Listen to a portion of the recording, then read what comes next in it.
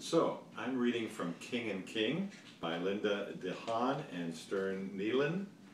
And this was a book that was banned here in this country back in 2006. It's been on the banned book list for several years, I understand. On the tallest mountain above the town lived a queen, the young crown prince, and the crown kitty. The queen had ruled for many long years, and she was tired of it. She made up her mind that the prince would marry and become king before the end of the summer.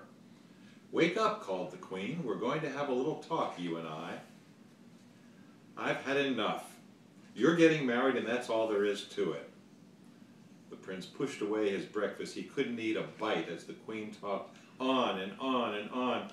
"I don't understand you. Every prince in these parts is married, every one of them but you. When I was your age, I'd been married twice already." By evening, all that talking had made the prince dizzy. "Very well, mother, I'll marry. I must say, though, I've never cared much for princesses.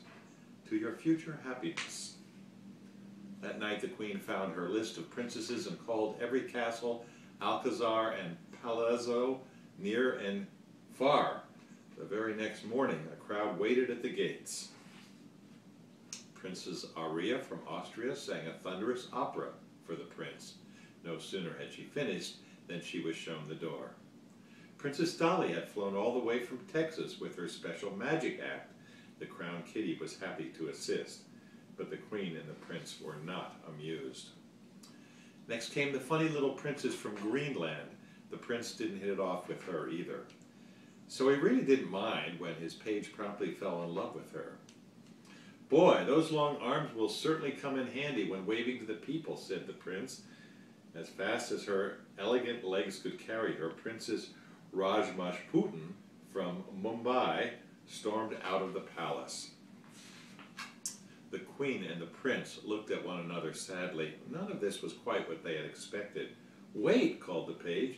"There was one more princess. Ahem. Presenting Princess Madeline and her brother Prince Lee." At last the prince felt a stir in his heart. It was love at first sight. "What a wonderful prince! What a wonderful prince!" The wedding was very special. The queen even shed a tear or two.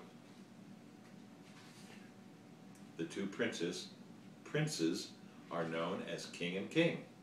The queen finally has some time for herself, and everyone lives happily ever after.